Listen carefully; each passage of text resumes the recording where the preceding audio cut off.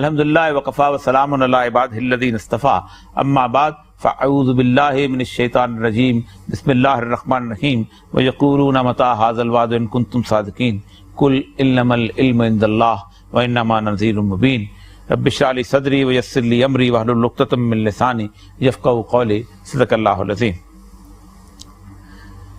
حضرات گرامی، کل جس حدیث کا ہم تذکرہ کر رہے تھے، جس سے حدیث جبریل کہتے ہیں، ہم وہاں تک پہنچے تھے کہ حضرت جبریل علیہ السلام جو ہیں وہ رسول اللہ صلی اللہ علیہ وسلم کے پاس آئے اور آپ کے پاس آ کے بیٹھ گئے، اور اس کے بارے میں حضرت عمر جو اس کو بیان کرتے ہیں کہ ایک خوبصورت آدمی، ٹھیک ہے، جو کہ جس کے کپڑے سفید، بال سیاہ، گرد کے نشان نہیں کچھ، وہ آ کے آپ کے پاس بیٹھے اور انہیں سب سے پہلے اسلام کے بارے میں سوال کیا، ایمان کے بارے میں سوال کیا، اور آخری سوال جو تھا ان کا احسان۔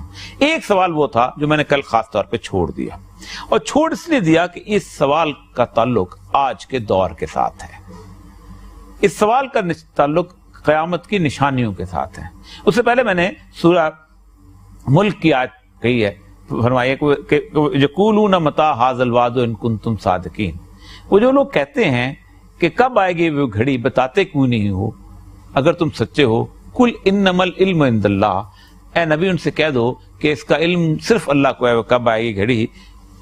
وانما انا نذیر مبین، میں تو تمہیں کھلا کھلا ڈراتا ہوں۔ اس حدیث میں بھی سوال اس طرح کا ہے۔ جبریل کہتے ہیں فاخبرنی عن الساعہ، اے اللہ کے نبی بتائیے گا کہ ساتھ جہاں بھی قیامت کا لفظ ہے وہ تقوم الساعہ نہیں آئے گی، لا تقوم الساعہ، اس وقت تک قیامت نہیں آئے گی، لا تقوم الساعہ جب تک یہ نہ ہو جائے، لا تقوم الساعہ جب تک یہ نہ ہو جائے، یہاں پر بھی فرمایا کہ ساتھ کا بتاؤ، وہ گھڑی کب آئے گی۔ تو اللہ کے رسول صلی اللہ علیہ وسلم کا فرمایا ہے کہ مال مسئول عنہا بعلم من السائل، کہ جتنا پوچھنے والے کو پتا ہے اس سے زیادہ بتانے والے کو نہیں پتا، دونوں کا علم برابر ہے۔ اس پہ پھر پوچھا اچھا آپ مجھے کچھ نشانیاں بتائیں، تو رسول اللہ صلی اللہ علیہ وسلم نے قیامت کی 3 بڑی نشانیوں کے بارے میں آپ نے بتایا ہے۔ یہ وہ نشانیاں ہیں کہ جو قیامت کی باقی تمام نشانیوں کے اوپر حاوی ہو جاتی ہیں، اور آپ حیران رہ جائیں کہ یہ کیا ہیں۔ آپ فرمایا کہ سب سے پہلے ان تلد الامۃ ربتہا، لونڈی اپنے آقا کو جنم دے گی۔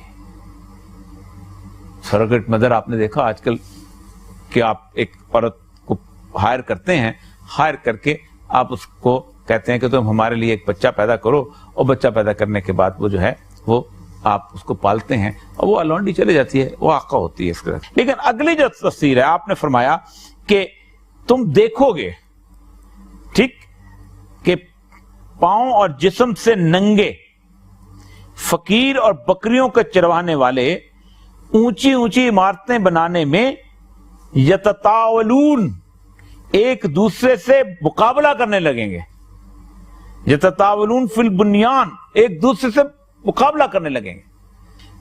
یہ آپ نے فکرہ جب بولا ہے تو اس کے بعد وہ چلا گیا، اور چلنے کے بعد ہم نے پوچھا رسول اللہ صلی اللہ علیہ وسلم سے کہ یہ کون ہے؟ آپ نے فرمایا بے شک وہ جبریل تھے جو تمہیں تمہارا دین سکھانے آئے تھے۔ اب یہ دونوں علامتیں جو ہیں یہ تہذیبی زوال کی علامت ہیں پورے معاشرے کے اندر۔ اس کے ساتھ میں ایک اور حدیث تھوڑی سی آپ کے ساتھ ذکر کر دوں، اور وہ بڑی کمال کی حدیث ہے۔ آپ صلی اللہ علیہ وسلم فرمایا، یہ عبد غفاری سے مروی ہے، اور یہ حدیث بھی مسند احمد کی حدیث ہے۔ آپ نے فرمایا کہ 6 چیزوں پر موت کو سبقت دینی چاہیے، یعنی دنیا میں زندگی جو ہے وہ کم ہو جائے گی اگر 6 چیزیں ہو جائیں، یعنی زندگی بدترین ہو جائے گی اگر 6 چیزیں۔ نمبر 1، بے وقوف اور نااہلوں کی امارت اور سربراہی پر موت، یعنی اس سے بہتر ہے کہ موت آ جائے۔ بے وقوفوں اور نااہلوں کی سربراہی اور امارت، تمہارے بادشاہ جو ہیں بے وقوف جاہل ہو جائیں، آپ دیکھ لیں کسی سیاستدان کے گھر میں کتاب نہیں ملے گی آپ کو، ہر چیز مل جائے گی، تصویریں مل جائیں گی، سب کچھ مل جائیں گی، کتاب نظر نہیں آئے گی اس کے گھر کے اندر، میں ایک سے ایک گھوم کے آیا ہوں۔ دوسرا آپ نے فرمایا وکثرت الشرطہ، یعنی لوگوں کو سنبھالنے کے لیے پولیس زیادہ ہو جائے، شرطہ کہتے ہیں پولیس کو، رینجرز لگا دو، فلاں بھی لگا دو، یہ بھی لگا دو، فلاں بھی او دنیا میں ویجیلنس، کیمرے، فلاں ایک اور فورس، ڈولفن آ گئی، یہ آ گیا. جب ان کی کثرت ہو جائے پھر فرمایا وہ بیل حکم، اور پھر جب کوئی اس کے اندر فیصلے کے اندر فیصلے کو فروخت کرنے، جج جب بکنا شروع ہو جائیں، فیصلہ کرنے والا جب بکنا شروع، فرمایا اس پر تم فرماؤ زندگی کو، موت کو زندگی پر ترجیح دو. اور آخر فرمایا کہ جب خونریزی کو استخفافاً دم، زندگی بالدم، فرمایا کہ زندگی جو ہے اس میں موت جو ہے ایسی ہو جائے کہ جس کو لوگ بہت کم سمجھنا شروع ہو جائیں، کہ یعنی قتل و غارت جو ہے اس کو معمولی سمجھا جائے. 50,000 بندے مر گئے، کیا فرق پڑ گیا؟ وہی 14 لاکھ بندے افغانستان میں، کیا فرق پڑ گیا؟ 15 لاکھ عراق میں مر گئے، کیا فرق پڑ گیا؟ اگلا فرمایا ہاں وقتیت الرحم، اور جب لوگ ایک دوسرے سے تعلقات ختم کر دیں. قطع رحمی کہتے ہیں کسی سے بات چیت کو توڑ دینا. اللہ کہتا ہے کہ نہیں، قطع رحمی مت کرو. رسول اللہ 3 دن سے زیادہ اپنے کسی دوست سے، اپنے کسی رشتے دار سے گفتگو ختم مت کرو، قطع رحمی کرنا شروع کر دے. اور پھر اس کے بعد فرمایا کہ ایسی نسل جب تمہارے درمیان آ جائے جو قرآن پاک کو ایسا گائے اور تلاوت ایسا کرنے لگے گا جیسے گانا بجانا ہوتا ہے، اور وہ قرآن کو گانے کی لے میں سنائے گے لیکن ان کا دین کا فہم نہیں ہوگا. یہی ہو رہا ہے. بہترین قاری آپ کو ملتے ہیں، بہترین لوگ جو ہیں تلاوت کرتے ہوئے آپ کو نظر آئیں گے، لیکن وہ زندگی کے اندر، زندگی کے معاملات کے اندر قرآن ان کے دل کے اندر سے اترتا ہی نہیں ہے. شاندار خوش الحانی کے ساتھ نوٹوں کی بارش کے اندر وہ سنتے ہوئے چلے جائیں گے.